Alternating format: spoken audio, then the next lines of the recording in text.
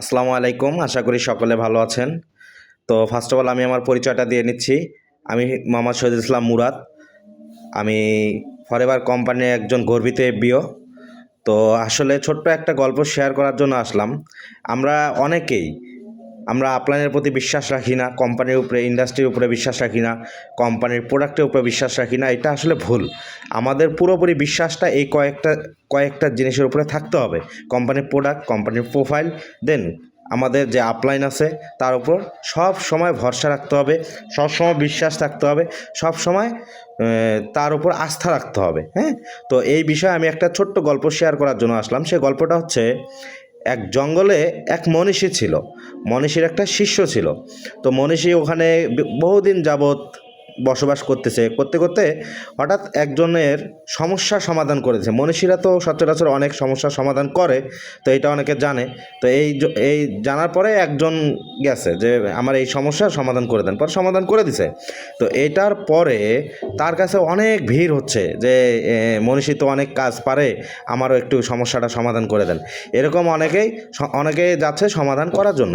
তো যখন যাচ্ছে, মনীষী বুদ্ধি করছে কি, তার যে একজন শিষ্য আছে, শিষ্যটাকে নিচে পাঠা দিছে। বলছে যে শোনো, আমার কাছে যে আসতে চাবে তুমি বাধা দেবা, বলবা যে আমার সমস্যাই সে সমাধান করতে পারে নাই, তোমাদের সমস্যা কি সমাধান করবে, সে কোনো সমাধান করতে পারবে না। তো এইটা বলবা তুমি সবাইকে, যারা চলে যাও তারা যাবে। তো নিচে মনীষী আসছে। আসার পরে যারা আসে অনেকেই আসে, উনি ডিরেক্ট আগে শিষ্যর কাছে আসে। শিষ্য না করে দেয়, বলতেছে যে হ্যাঁ শোনেন, আপনারা যে ওনার কাছে যাবেন, আমি আমার গুরুর সঙ্গে 10 বছর 20 বছর যাবৎ বসবাস করতেছি, আমার গুরু আমারই কোনো সমস্যা সমাধান করতে পারেনি, তাহলে আপনাদের সমস্যা কিভাবে সমাধান করবেন? হ্যাঁ, তো এরকম করে অনেকে তার কথা শুনে নেগেটিভ হয়ে চলে যায়।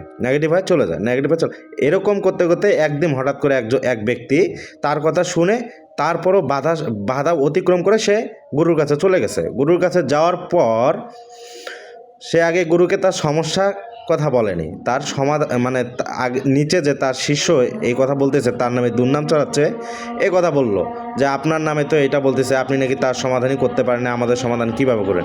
পরে গুরু বলল, হ্যাঁ, আমি এইখানে নেগেটিভ পিপলকে আমার পাশে ঘিরতে দিব না, আমি ছাঁকনি দিয়ে নিচ্ছি। যারা আসলে রাইট পিপল, রাইট পারসন, তারাই আমার কাছে আসবে, আমার কাছ পর্যন্ত আসবে, আমার পর্যন্ত আসবে। কেন?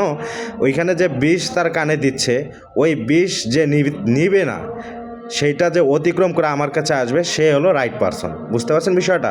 তো আসলে আমরা কোম্পানির প্রতি, সব কিছুর প্রতি আমাদের কানে, আমাদের আপলাইন সম্পর্কে যাই যেটা বলুক না কেন, কানে নেওয়া যাবে না। আমরা এই কয়েকটা জিনিসের প্রতি বিশ্বাস রেখে, ভরসা রেখে, হ্যাঁ, আমরা আগাবো, ইনশাল্লাহ আমাদের সফলতা নিশ্চিত। কারণ দেখেন, এই গল্পের মাধ্যমে কিন্তু আমাদের যে বিজনেসটা, আমাদের যে সিস্টেমটা পুরোপুরি কিন্তু মিলে গেছে। তো আশা করব সকলের দৃষ্টি আকর্ষণ করে বলতেছি, সবাই আপলাইনকে ভরসা করেন, বিশ্বাস করেন, সম্মান করেন, কোম্পানির প্রোফাইল সম্পর্কে বিশ্বাস করেন, কোম্পানির প্ল্যান, প্রোডাক্ট সম্পর্কে বিশ্বাস করেন, ভরসা করেন।